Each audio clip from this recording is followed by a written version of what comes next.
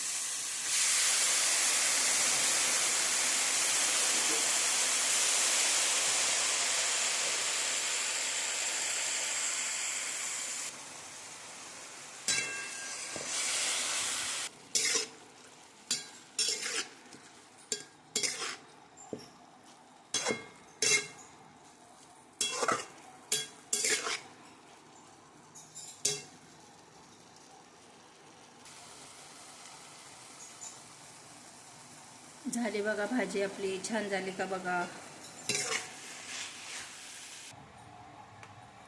छान झाली का सांगा बरं कमेंट करून. तुम्हाला आवडली असेल तर लाईक करा, सबस्क्राईब करा. ठीक आहे, बाय.